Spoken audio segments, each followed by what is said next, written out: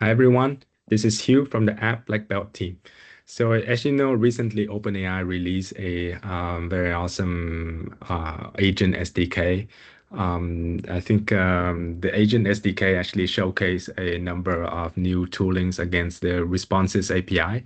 So it is capable of actually using the new tools like not only function calling, but also file search and then web search and then the computer use as well. So there is quite a nice dashboard as well to let you actually view some of the tracing on each of the agents on how is the handoff happens and then what was the input and what's the output. So I thought like that would be interesting. But like given some of my enterprises actually adopting Azure OpenAI, and then some of the other enterprises also actually implemented AI gateway under API management. So would be interesting to find out how to integrate those options as a client for those agents to operate based on. So that's precisely what I wanted to show you in this video. So I'm gonna share my screen. Okay. All right. So hopefully you can see my screen right now. So here I have a rather straightforward implementation of the Agents API and then the Azure OpenAI clients. So essentially, I have one option, which is the Azure OpenAI client that takes in the API key, API version, endpoints, and deployment, like your usual OpenAI deployment. And then the other option would be API management. So essentially, instead of the API key, then I need to put in like the API management subscription key, right? So overall, this example is basically based on the banking scenarios where I have this a few function tools to check account balance, to calculate loan payments, calculate like investment returns, and then a handoff scenario.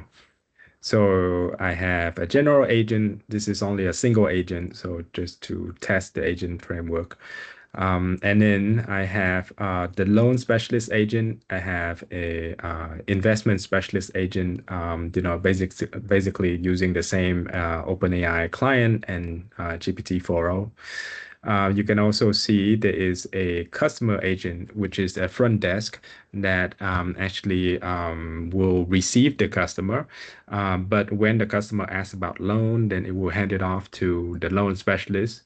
And when the customer asks about the investment, then it will hand it off to the investment specialist, right? So I'm just gonna do a very quick demo on, all right, let's run Python main.py right here. All right, so you see initial greetings and you see, all right, can you actually, okay, let me see. Hi, I'd like to check my account balance. It asks, what's your account ID? So I just run it against the general agent. And then I have the customer service agent. So, what is the balance for the account 1234? It answers that it's the, 5,432. So basically, the customer service agent, or it has its own tooling to check the account balance. So that worked nice. Then other step is asked about loans, and then for us to witness whether it's gonna hand it off to a loan specialist, and then start a new conversation about investment, and we'll see whether it will hand it off to a investment specialist, right? So here, basically, that's the general demo, but this is how we define the client.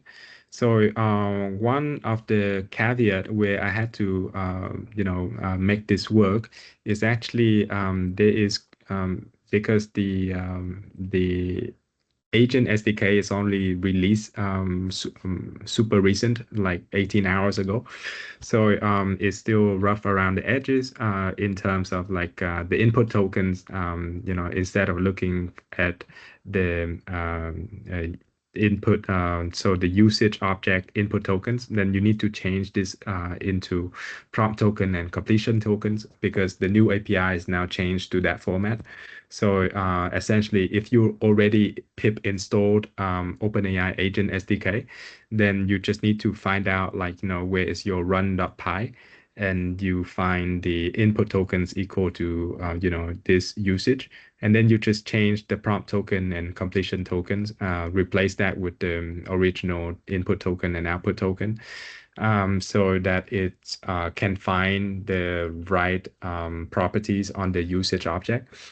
So then it will actually work as expected, right? So in this example, I also enabled tracing. So there is an option for you to do a console tracing. So for example, you can actually clear this out and then you can rerun this. So all of the spans or telemetry tracing for each of the assistant, it will actually output it into the console. Should you enable a console processor onto your and you set that as one of your trace processor, right?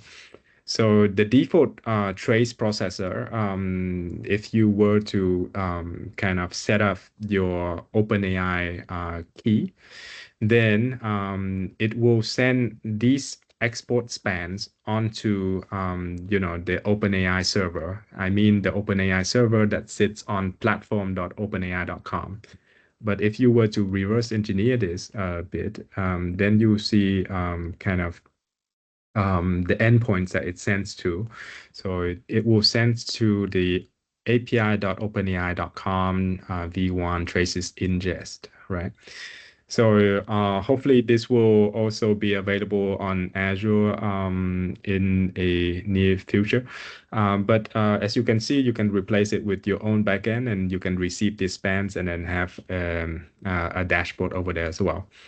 But right now, I have sent it to OpenAI where they provide kind of a very nice looking dashboard. So let's go there and have a look. So I go to the traces right here. I have tested quite a few times, so you're going to see quite a number of it already. But let's go inside one of them right here. Yeah. So you see we have the generations right here. So we're going to see the input and the output. So we are able to see the tokens as well, and then the GPT-4o, and then the base URL of my endpoints right here, right? This is my straight OpenAI endpoints.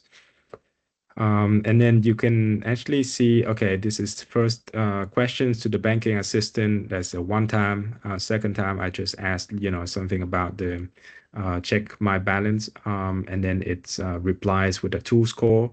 And then I see I asked something about, let me see. Okay, I asked something about the mortgage loan. So it initiate a handoff to a loan specialist. It's a very nice looking UI that you have here. And then the loan specialist gonna generate the answer and then just reply back to the user. And then I'm gonna ask something else around, it seems I asked some more about loan as well. But here there is questions around investment. I'm interested in investing some money. What options do you recommend? So it replies with the handoff. Let me go back to these generations. But you see this, this is a function calling transfer to an investment specialist. And then that is actually a handoff to investment specialist. And then it's gonna reply, right, with, the follow-up on that. And yeah, so it looked nice, worked nice, and distributed tracing and everything. So I like that a lot. And you can identify all the spans on the nice UI here, right? So now let's actually try to switch to Okay, where am I? All right, let's turn off this a bit so that is a bit less noisy. And then I clear this out.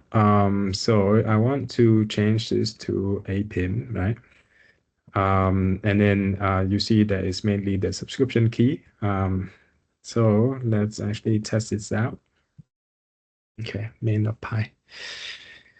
Here you go.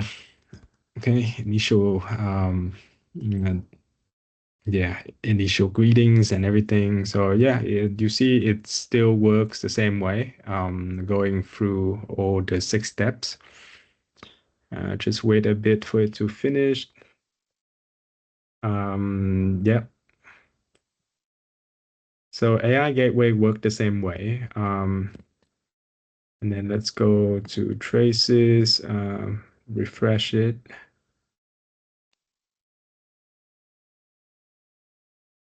Okay, there you go.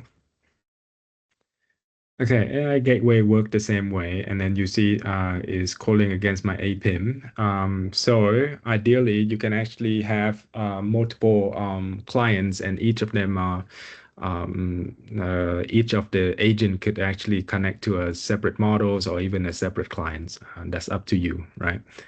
But the point is, I think if you have seen my a demo before on API management cost rate limiting, then you would potentially see that I had this